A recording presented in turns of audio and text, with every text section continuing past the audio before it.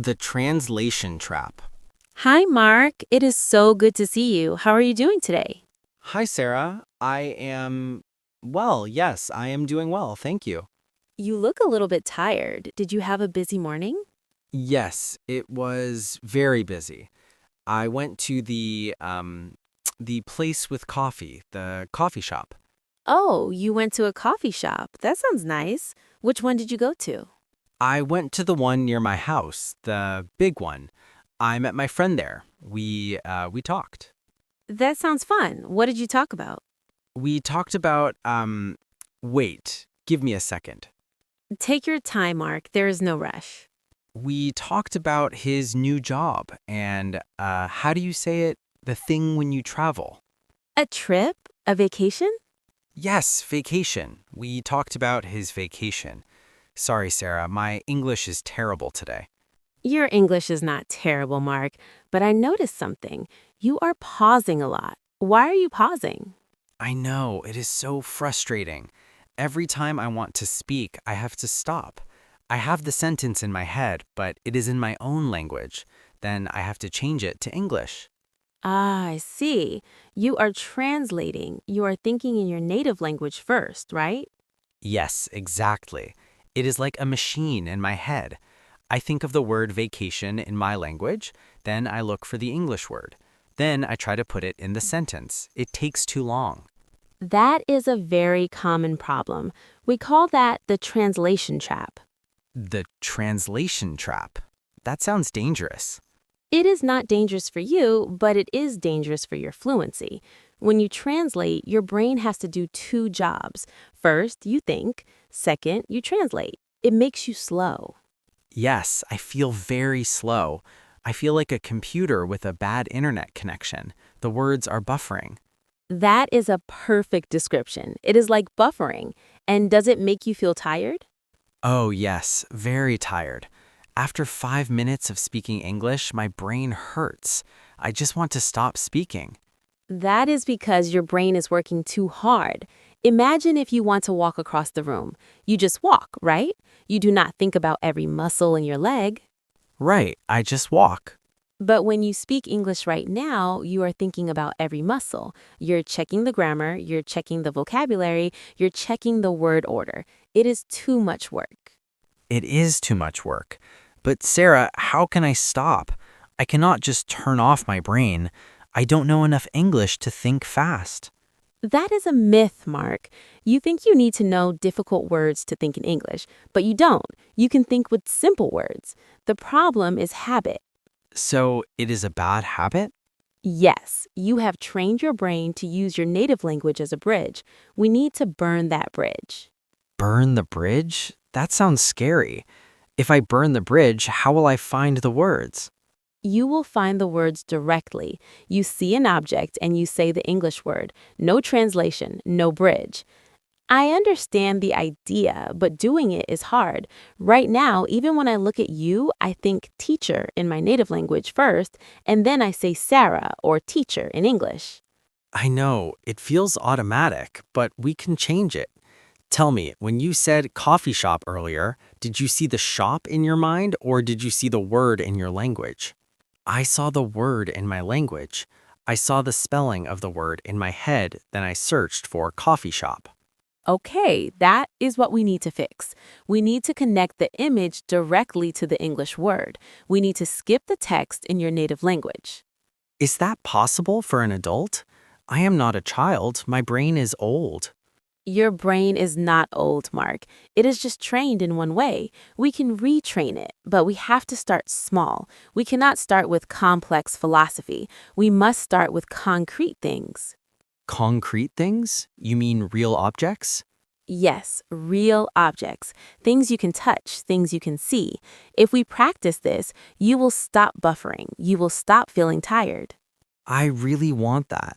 I hate the silence when people wait for me to speak. I see them waiting, they look at me, and I'm just standing there searching my brain.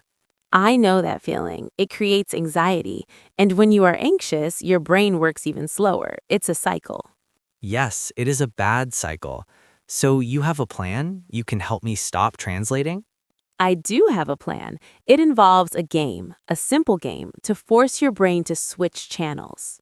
A game? I like games. Is it a difficult game? No, it is very simple, but it is tiring at first because it's a new workout for your brain. Are you ready to try it? I am ready. Anything to stop this buffering. Okay, look around this room. What do you see? Don't tell me yet, just look. Okay, I'm looking. I see many things. Good. Now take a deep breath, clear your mind, forget your native language for a moment. I'm trying. It is quiet in my head now. Excellent. We're going to play the naming game.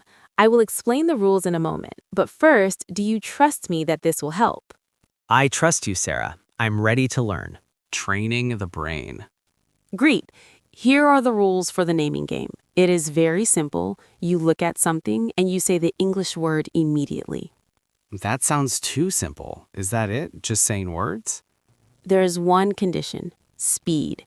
You must say the word the exact moment your eyes touch the object. You cannot wait. You cannot check if it is right. So if I see a table, I just shout, table. Exactly. Do not say, that is a table. Do not say, I see a table. Just the label. Table. We want to connect the visual image to the English label. Okay, I understand. No sentences, just labels. Speed is the key. Yes. Let's try it with the things on this table right now. Look down. What is the first thing you see? Cup. Good. Was that fast? I think so, but I heard my language first, just for a tiny second. That is okay. It will happen at first. Try again. Look at the object next to the cup. Spoon. Faster. Don't think, look and speak. Napkin. Plate. Fork. Excellent. Keep going. Look around the room now. Don't stop. Window. Door. Light. Floor. Stop. You paused on light. Why? I was not sure if it was light or lamp. I stopped to decide. Don't decide. Just say the first English word that comes. If you say light, it is fine. If you say lamp, it is fine. Perfection is the enemy of fluency right now. Okay, no perfection, just speed. Let me try again. Go. Look outside the window. Tree, car, road, bird, man, dog. Very good. You are finding a rhythm. How does that feel? It feels different. It feels a little bit frantic, like I am running. You are running. You are making your brain run in English. Now, let's make it a little harder. Add one adjective, not a sentence, just word plus word. Okay, adjectives, colors or sizes? Anything. Just describe what you see instantly. Blue car, green tree, tall building, white, cloud. You hesitated on cloud. Yes, I wanted to say sky, but then I saw the white part and I had to switch to cloud. It confused me. That is normal. Your brain is learning to categorize visuals in English. Let's come back inside. Look at my clothes. Blue shirt, black glasses, silver watch. Perfect. Do you feel the translation happening now? Actually, no. For blue shirt, I just saw the color blue and said blue. I didn't think of the word for blue in my language. That is it, Mark. That is thinking in English. It's a small step, but you did it. Wow, that is strange. It felt very light. My head didn't feel heavy. Because you skipped the middle step. You went from eye to mouth. No translation station in the middle. I like this game, but I cannot go around pointing at things and shouting blue car all day. People will think I'm crazy. You don't have to say it out loud. You can do this in your head. When you walk down the street, just name things silently. Bus, street, sign, woman, shoes. I can do that. I can do that on my way to work. Now, we have to train the next level. Verbs, actions. Verbs are harder. Nouns are just things. Verbs change. Don't worry about grammar. Don't worry about ing or past tense. Just the base action. Watch me. Okay, I'm watching you. What am I doing now? Sit. No, sitting? Just sit is fine. Or sitting. Whatever is faster. Now? Drink, drinking. Now? Write, writing. Good. Now, look around the coffee shop. Look at the other people. What are they doing? Eat, talk, laugh, walk, pay. You are doing great. You are scanning the room and labeling the actions. It's harder than objects. I have to interpret the action. It takes more brain power. It does. But look at you. You are not stuttering. You are not saying, you're just producing words. You're right. I feel more confident with single words. But Sarah, we do not speak in single words. We speak in sentences. How do I move from blue car to a full conversation? That is the next challenge. But before we build sentences, we need to fix your mouth. Your brain is starting to wake up, but I noticed something when you said refrigerator earlier. What? Did I say it wrong? You said it correctly, but you struggled. Your mouth looked tight. You stumbled a little bit on the R sound. Oh, yes, that word is a nightmare. Refrigerator. It feels like I have rocks in my mouth when I speak English. That is a physical problem, not a mental one. Your brain knows the word. Your mouth refuses to cooperate. Yes, my tongue feels stiff, like it's too big for my mouth when I speak English. We need to train your muscles. Just like going to the gym for your body, we need to go to the gym for your tongue. Are you ready for some physical exercise? My mouth is ready. I don't want to sound clumsy anymore. Training the mouth. Okay, Mark, let's talk about your mouth. You said your tongue feels stiff, right? Yes, it feels heavy. When I speak my own language, my mouth barely moves. It is very relaxed, but English feels athletic. That is a perfect word. English is athletic. You have to move your jaw, your lips, and your tongue much more. If you don't move them, you mumble. I think that is my problem. I mumble. I try to speak English with my native language mouth. It does not work. Exactly. Your mouth has muscle memory. It knows how to make the sounds of your language automatically. It does not know the positions for English yet. So I need to take my mouth to the gym? Yes, we are going to do a workout. The technique is called shadowing. Have you heard of it? I think so. Is it just repeating after you? It is more than repeating. When you repeat, you listen, you wait, and then you say the words. Shadowing is different. You try to speak with me or just a tiny second after me. You must copy my speed, my emotion, and my melody. Okay, like a shadow. The shadow moves when the person moves. Yes, do not worry about the meaning. Focus only on the sound. We will try a sentence with that difficult word. The refrigerator is running in the kitchen. The refrigerator is running in the kitchen. That was okay, but it was very flat. You sounded like a robot, and you stopped after every word. I was trying to be clear. English flows. It's like music. Listen to the music. The refrigerator is running. The refrigerator is running. Better. Now look at my mouth. Watch my lips. When I say running, my lips push forward. When I say kitchen, my mouth is wide. Okay, I am watching. Your mouth moves a lot. Now you try. Exaggerate. Open your mouth bigger than normal. Make it feel strange. The refrigerator is running in the kitchen. Yes. Did you feel your facial muscles stretching? Yes, I felt it in my cheeks. It feels silly. I look crazy. You don't look crazy. You look like you were speaking clear English. Now we need to build the muscle memory. We have to repeat it 5 times, fast. 5 times? I will bite my tongue. Trust me. Go. 1, 2, 3, go. The refrigerator is running in the kitchen. The refrigerator is running in the kitchen. I messed up. Keep going. Don't stop. Push through. The refrigerator is running in the kitchen. The refrigerator is running in the kitchen. Stop. How does your mouth feel? My jaw actually hurts a little bit, right here under my ears.